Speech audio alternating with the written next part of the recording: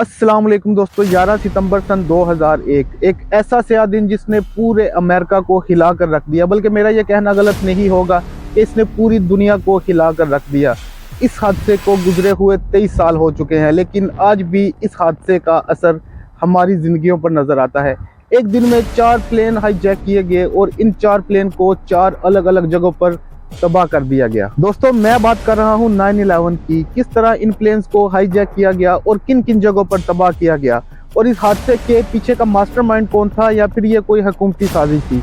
अगर ये कोई हुकूमती साजिश थी तो हुकूमत को ऐसा करने की क्या ज़रूरत थी। आइए इन तमाम सवालों के जवाब जानने की कोशिश करते हैं इस वीडियो में। 11 सितंबर सन 2001 सुबह का वक्त था। अमेरिकन एयरलाइन की फ़्लाइट 11 टेक ऑफ करती है बोस्टन इंटरनेशनल एयरपोर्ट से।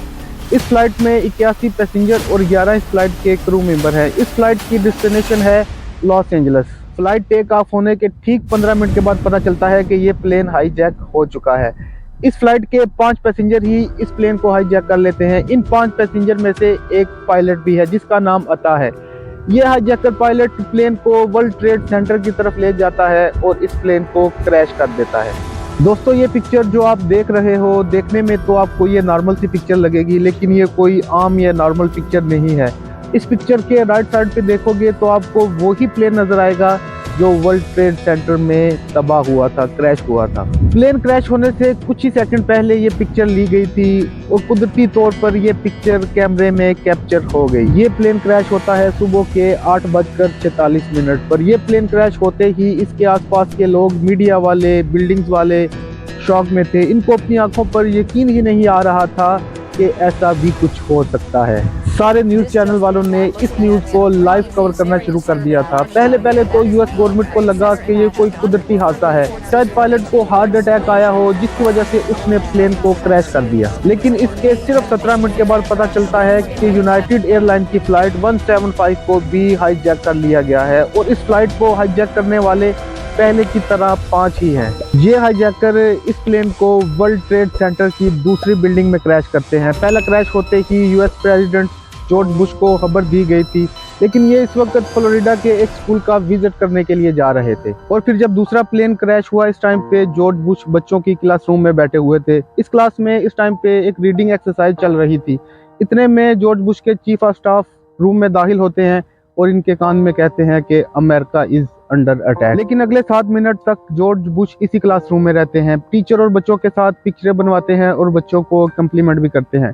लेकिन इन्हीं 7 मिनटों में ये खबर पूरी दुनिया में आग की तरह फैल जाती है। दूसरे क्रैश के कुछ ही मिनटों के बाद खबर आती है कि 2 और प्लेन हाईजैक हो चुके हैं। वाशिंगटन डीसी इंटरनेशनल एयरपोर्ट से अमेरिकन एयरलाइन की फ्लाइट 77 टेक ऑफ करती है और ये फ्लाइट लॉस एंजल्स जा रही थी, लेकिन इस फ्लाइट को भी हाईजैक कर लिया जाता है और इस फ्लाइट को हाईजैक करने वाले भी 5 ही थे। और दूसरी तरफ फ्लाइट थी यूनाइटेड एयरलाइन की फ्लाइट 93। ये फ्लाइट न्यू जर्सी से कैलिफोर्निया जा रही थी। इन दोनों फ्लाइटों को रिटर्न किया जाता है, रीरूट किया जाता है वाशिंगटन डीसी की तरफ। दोस्तों, आपको एक बात बताता चलूं, वाशिंगटन डीसी कैपिटल है United state of America. Washington DC से थोड़ा बाहर है यूएसए के डिपार्टमेंट ऑफ डिफेंस के हेडक्वार्टर की बिल्डिंग, जिसका नाम है पेंटागन।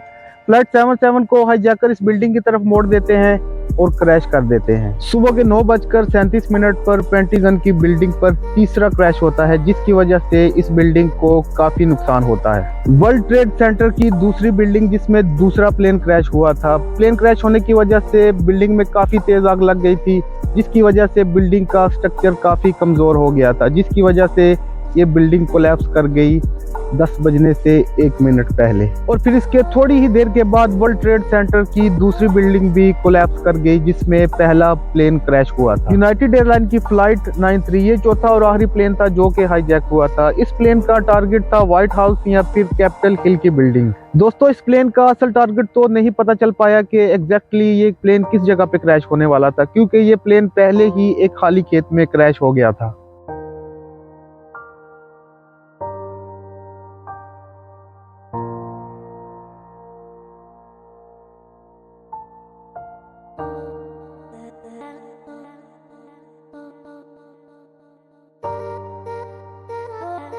इस प्लेन का असल टारगेट तो पता नहीं चल पाया और इस प्लेन के अंदर क्या हुआ ये भी नहीं पता चल पाया।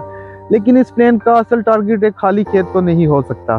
दोस्तों इस प्लेन की रिकॉर्डिंग आज भी मौजूद है, लेकिन इस रिकॉर्डिंग में भी कुछ पता नहीं चलता कि प्लेन के अंदर क्या हो रहा है और ये प्लेन खेतों में ही क्यों तबाह हो गया। इस तरह 9/11 एक दिन में 4 प्लेन क्रैश हुए। कहा जाता है कि इस हमले के पीछे Al Qaeda group Osama bin Laden का हाथ था, लेकिन इस हमले के कुछ दिनों के बाद ही उसामा बिन लादेन स्टेटमेंट देते हैं कि इस हमले का जिम्मेदार मैं नहीं हूँ, ये हमला मैंने नहीं किया। लेकिन इस हमले के 3 साल के बाद सन 2004 में उसामा बिन लादेन इस हमले की पूरी जिम्मेदारी लेते हैं। लेकिन दोस्तों ये क्वाइन की सिर्फ एक साइड है, क्वाइन की दूसरी साइड जो हम नहीं देख सकते उसको देखने की कोशिश करते हैं।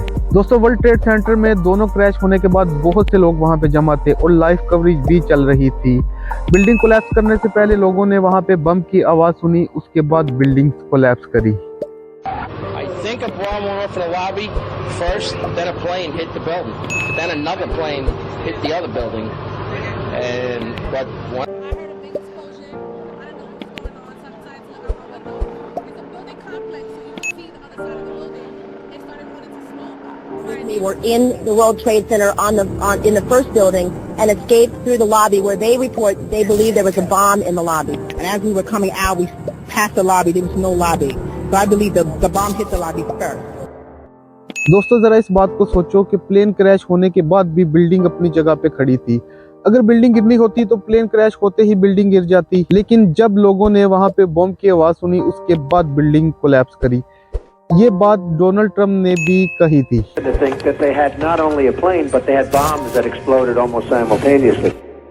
दोस्तों प्लेन क्रैश होने के बाद भी ये बिल्डिंग अपनी जगह पे खड़ी थी। जिस तरह ये बिल्डिंग कोलैप्स हुई, it was not because of the crash, it was a demolition. किसी भी पुरानी या नई बिल्डिंग को तोड़ने के लिए डेमोलेशन का इस्तेमाल किया जाता है। डेमोलेशन क्या है और ये किस तरह काम करती है मैं आपको बताता हूँ। डेमोलेशन में जिस बिल्डिंग को तोड़ना हो या फिर गिराना हो, इस बिल्डिंग के मेन जॉइंट्स पर एक्सप्लोजिव लगाए जाते हैं और फिर इनको एक्सप्लोड किया जाता है, जिसकी वजह से बिल्डिंग के मेन जॉइंट कमजोर हो जाते हैं और बिल्डिंग नीचे की तरफ सीधा सीधा कोलैप्स कर जाती है। दोस्तों ये बात बताने का मकसद सिर्फ ये था कि वर्ल्ड ट्रेड सेंटर की दोनों बिल्डिंग इसी तरह कोलैप्स हुई। दोस्तों यही वजह थी कि जिसके बाद ये थ्योरी स्टार्ट हुई कि 9/11 कोई टेररिस्ट अटैक नहीं था, ये एक गवर्नमेंट प्लान था। दोस्तों आप सोच रहे होंगे कि यूएस गवर्नमेंट ऐसा क्यों करेगी, वो भी अपने ही मुल्क में। असल में यूएस गवर्नमेंट को रीजन चाहिए था वार पे जाने के लिए अफगानिस्तान इराक में, और इससे बड़ा रीजन क्या हो सकता है कि दुनिया का सबसे बड़ा टेररिस्ट अटैक होता है न्यूयॉर्क। दोस्तों जब वर्ल्ड ट्रेड सेंटर की दोनों बिल्डिंग कोलैप्स हुई उस वक्त वहां पे मौजूद लोगों ने बम की आवाज सुनी, उसके बाद बिल्डिंग कोलैप्स हुई। और फिर डोनाल्ड ट्रंप ने भी यही बात कही थी कि बिल्डिंग कोलैप्स होने से पहले बम एक्सप्लोड हुए, उसके बाद बिल्डिंग कोलैप्स हुई। दोस्तों एक और फैक्ट बताता हूँ। लैरी सिल्वरस्टीन एक बिजनेसमैन जिसने वर्ल्ड ट्रेड सेंटर की दोनों बिल्डिंग को लीज पे ले रखा था, 9/11 से सिर्फ 2 माह पहले इसने इन दोनों बिल्डिंग का इंश्योरेंस लिया था और 9/11 होने के बाद इसने डबल अमाउंट वापस ले ली। दोस्तों एक और बात बताता हूँ। 9/11 के बाद यूएस गवर्नमेंट को एक बहुत बड़ा फायदा हुआ था। इस हादसे के बाद एक पेट्री एक्ट पास किया गया, एक नया कानून बनाया गया जिसमें यूएस गवर्नमेंट को फुल पावर थी कि वो यूएसए में मौजूद किसी भी शख्स को, किसी भी सिटीजन के साथ कुछ भी कर सकता है without any reason. Welcome. Thanks for the applause. As we wage the war on terror overseas, we're also going after the terrorists here at home. And one of the most important tools we have used to protect the American people is the Patriot Act.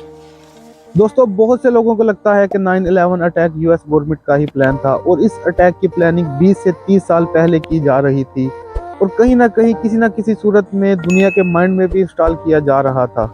दोस्तों 9/11 सन 2001 में हुआ, लेकिन इसके 23 साल के बाद America कहीं ना कहीं इस बात को मानता है कि 9/11 यूएस गवर्नमेंट का प्लान था। दोस्तों इस वीडियो में मैंने वो तमाम थ्योरी आपको बताई है 9/11 के बारे में जो लोग आज तक मानते आए हैं। तो दोस्तों और ऐसी इंफॉर्मेटिव वीडियो देखने के लिए लाइक करो और चैनल को भी सब्सक्राइब करो। अभी आपसे इजाजत चाहूँगा, लेकिन बहुत जल्द मिलेंगे अपनी नेक्स्ट वीडियो में। अल्लाह हाफिज।